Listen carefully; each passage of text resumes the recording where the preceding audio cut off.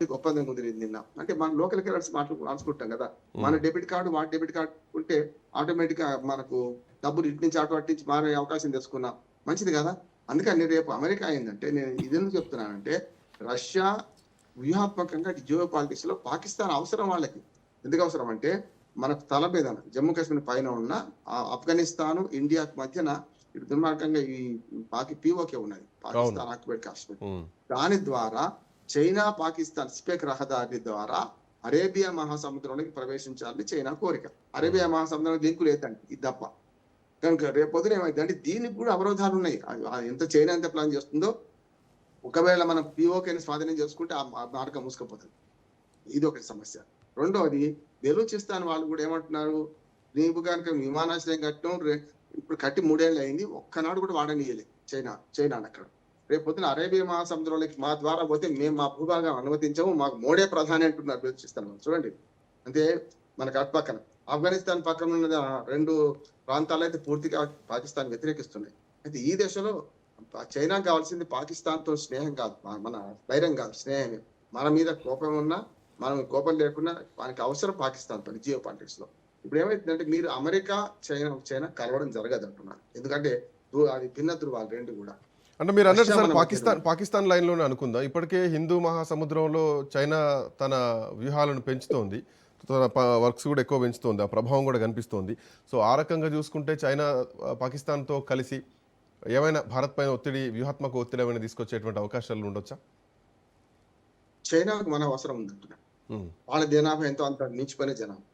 ఇవాళ చైనా వస్తువులు వాడకుండా మనకు పొద్దు గడవలేదు. తెల్లారి రాత్రి దాకా చైనా వస్తువులు అవును. వాడతాం. హ్మ్. కదా! కనుక చైనాకు పెద్ద మార్కెట్ ఏది? భారత్ కాదు. హ్మ్. అమెరికా పెద్ద మార్కెట్ కాదు వాళ్ళకి. రష్యా అంతకంటే కాదు. కదా! అవును. మనకు కావాల్సిందేంది? పక్క దేశము, సరిహద్దు దేశము. అందుకని మీరు చూడండి గిల్లి కజ్జాలు మానుకుందామని ఈసారి 4 ఏళ్లుగా ఆగిపోయిన మానస సరోవర్ యాత్రను ప్రారంభించింది చైనా. హ్మ్. అనుమతించింది చైనా. కదా! మానస సరోవర్ యాత్ర మనకు ఈజీగా అనుమతించమని చెప్పింది. ఎందుకు హ్మ్. చెప్పింది? అందుకని ఏమంటే ఇవన్నీ చాలా పరిణామాలు జరుగుతున్నాయి. మనము లోపాయకారిగా మన భారత ప్రభుత్వం నెహ్రూ నుంచి మోడీ వరకు అంటున్నాడు. ఒక్క హ్మ్. ఎవరో గొప్ప అంటలేదు. ఇవాళ మన విదేశాంగ విధానం మన శ్రీరామ రక్ష. దలైలామా అంటే ఒక్కొక్క దానికి ఒక లింక్ ఉన్నది శ్రీకాంత్. హ్మ్. ఇప్పుడు దలైలామా ఇప్పుడున్న దలైలామా నేను 2 సార్లు కలిసిన ఆయన. హ్మ్. దలైలామా కొత్త దలైలామా ప్రకటించిండు. అవును. అమెరికాలో చదువుకున్న దలైలామా నిన్ననే వారసుడిగా ప్రకటించిండు తనకు. హ్మ్. అమెరికా చైనాకు థ్రెట్ ఏందంటే మన దగ్గర దలైలామాను ఉంచుకుంటున్నాం మనం. ఆశ్రయం ఇచ్చినాం. చైనా ఎన్ని ప్రయత్నాలు చేసినా అక్కడ దలైలామాను బౌద్ధులు అంగీకరించడం లేదు. ఏది టిబెట్‌లో కొత్త దలైలామాను పెట్టిండు అమెరికా వాడు చైనా వాడు. హ్మ్. అంటే వాళ్ళ భావాలున్నట్టు పెడదామని వాళ్ళ ప్రయత్నం. ఇవన్నీ జియో పాలిటిక్స్‌లో ముఖ్యంగా ఇవన్నీ పనికొస్తాయని నిన్ననే ప్రకటించారు. ఈ పరిణామాలు కూడా పనికొస్తాయి. మన భారతదేశంతోని ఎంత సఖ్యతగా లేకపోతే రేపు చైనా కూడా నష్టం అని జిన్‌పింగ్ తెలుసుకున్నాడు. ఇప్పుడు ఇవాళ ప్రపంచమంతా ఒక కుగ్రామంగా మారిపోయినాక వెనకటి శత్రుత్వాలు ఇవన్నీ పెట్టుకుంటే ఒక పాకిస్తానే మొండిగా మాట్లాడుతుంది, పిచ్చిగా మాట్లాడుతుంది తప్ప చైనాకు ఆ వాస్తవం తెలుసు. చైనా హ్మ్. ఇప్పుడు కూడా తాను వ్యాపారి లాంటిది. హ్మ్. కమ్యూనిస్ట్ దేశమే కావచ్చు, సోషలిస్ట్ దేశమే కావచ్చు. వాళ్ళు సమాజానికి అనుగుణంగా మనమే మారలే. వాళ్ళు మారిండ్రు. హ్మ్. మనకన్నా 2 ఏళ్ళు స్వాతంత్రం వెనకొచ్చింది చైనా. మనం 40 ఏళ్ళు వస్తే 49లో. ఆనాడు హ్మ్. సాంస్కృతిక విప్లవం ద్వారా చెప్పాలంటే మనకు మావో సెట్టింగ్ ఎంతో మంది చంపిన తర్వాత ఎప్పుడైతే మెల్లమెల్లగా సోషలిస్టిక్ వ్యూతోని వచ్చిండ్రో మనకంటే వాళ్ళ అడ్వాన్స్‌గా పెట్టుబడిదారీ తీసుకున్నాడు. ఎప్పుడు కూడా కమ్యూనిస్ట్ అంటోడు 2 వ్యాపారం చేయగలుగుతాడు. ఇటు మాట్లాడగలుగుతాడు. అవును. అంటే బొమ్మ బొరుసు తెలిసినోడు ఎప్పుడు వ్యాపారవేత్త అవుతాడు. హ్మ్. బొమ్మ బొరుసులో ఏదో ఒకటి తెలిసినోడు కాడు. ఇప్పుడు మన పివి నరసింహారావు గారి తర్వాత ఆర్థిక సంస్కరణలు మొదలుపెడితే వాళ్ళ ఆర్థిక సంస్కరణ అంతకంటే మొదలైనయి. మనకంటే హ్మ్. మొదలైనయి. హ్మ్. ఇవాళ అందుకని ప్రపంచవ్యాప్తంగా వ్యాపారం చేయగలుగుతున్నారు. ప్రపంచవ్యాప్తంగా వాళ్ళు చైనా పెత్తనం చేయగలుగుతుంది. ఏది? సరుకుల తయారీలో, వాణిజ్యంలో. అందుకనే మనము వాళ్ళకి తేడా ఏందంటే, మనం ఉత్పత్తి రంగంలో make in India, made in India అనేది ఒక నినాదంగా మిగిలిపోయింది. మనం అది చేయలేకపోతున్నాం. అదే వాళ్ళు చేశారు. అక్కడికి తేడా అది. హ్మ్. చివరికి గోళ్లు కత్తిరించుకునే నెయిల్ కట్టర్ నుంచి మొదలుకొని, అవును. గుండు సూది నుంచి మొదలుకొని విమానాల దాకా తయారు చేస్తుంది. అందులో వాళ్ళని ఫెయిల్ అయితుండ్రు.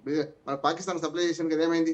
S-400 విమానాలు సో, మనం కొట్టేసినాం. వాడేమో ఇప్పుడేమైనా ఎక్కువ శ్రీలంకలో కాన్సంట్రేట్ పంపిస్తాడు. చేసేటువంటి అవకాశం ఉంటుందా సార్ ఈ ఎఫెక్ట్ తోటి? ఎందుకంటే మనం ఇప్పటికే అటు అమెరికాతో గాని, ఇటు చైనాతో గాని సంబంధాలున్నాయి. అటు బ్రిక్స్ గాని, లేదంటే ఎస్‌సీఓ లాంటి ప్లాట్‌ఫార్మ్స్ పైన చైనాతో మన సంబంధాలు కొనసాగుతూనే ఉన్నాయి. బట్ ఇట్లాంటి టైంలో ఆ డిపెండెన్స్ లేకుండా భారత్ సొంతంగా ఎదగాలంటే సొంతంగా ఆయుధాలు నిర్మాణం చేయాలి. సొంతంగా ఆయుధాల పైన పెట్టుబడి పెట్టాల్సినటువంటి అవసరం ఉంది. మీరన్నట్టు మేడ్ ఇన్ చైనా ఎట్లనో make in India, make in China లాంటి వాతావరణం ఇక్కడ ఏమన్నా భవిష్యత్తులో వచ్చేటువంటి అవకాశం ఉంటుందా ఈ దౌత్య వస్తుంది. సంబంధాలు చూస్తే? వస్తుంది. ఎందుకంటే బ్రహ్మోస్ మనం తయారు చేసుకుంటున్నాం కదా రష్యా కొలాబరేషన్ తో. అవును బ్రహ్మోసులే ఇద్దరు, ఇండియా ఉన్నది, అటు అవును రష్యా INS. పేర్లు ఉన్నాయి. నిన్ననే పుట్టపర్తిలో మనం విమానాలు తయారు దానికి ప్రారంభించుకున్నాం కదా. మన చంద్రబాబు నాయుడు వెళ్ళారు. అక్కడ బ్రహ్మాండమైన వైమానిక స్థావరం, మనం వైమానిక విమానాలను తయారు చేసే కేంద్రాన్ని పెట్టుకున్నాం మనం కదా. విశాఖపట్నం ఎట్లా నేవీ ఉన్నది. అట్లా మనం చూసుకుంటే ఇప్పుడు ఉమ్మడి మన ఆంధ్రప్రదేశ్, ఇప్పుడు ఉన్న ఆంధ్రప్రదేశ్ లో 3 రంగాలు, అటు నేవీ కానీ, ఇటు ఆర్మీ కానీ, అట్లానే ఇప్పుడు నేవీ మన ఇది కానీ 3 ఎయిర్ ఫోర్స్ కానీ వీటిని నిన్ననే ప్రారంభించుకున్నాం కదా. అందుకనే మనం మెల్లమెల్లగా మన రక్షణ అవసరాలకు విదేశాల మీద ఆధారపడకుండా టెక్నాలజీ తీసుకొని మన దగ్గరనే తయారు చేసుకునే క్రమం చేస్తున్నాం. నేను మళ్ళీ నెహ్రూకు మోడీ పోలుస్తున్నా. నెహ్రూ గారు ఒకనాడు ఒకారో బిలాయి ఉక్కు మీద బాక్రా నంగల్, నాగార్జున సాగర్, శ్రీరామ్ సాగర్, శ్రీశైలం ప్రాజెక్టులు ఇవన్నీ కూడా రష్యా సహకారంతో కట్టుకున్నాం మనం. అంటే టెక్నాలజీ వాళ్ళది, ఉక్కు కర్మాగారాలు కానీ లేకుంటే ఏవైనా ఆనాడు పరిశ్రమలన్నీ కూడా మనకు రష్యా కొలాబరేషన్ తో వచ్చినాయి. రైట్. ఇవాళ కూడా మనం రష్యా కొలాబరేషన్ తోనే ఆధునిక ఆయుధాలు తయారు చేసుకుంటాం. చైనాకు థ్రెట్ కాదు కానీ చైనా కూడా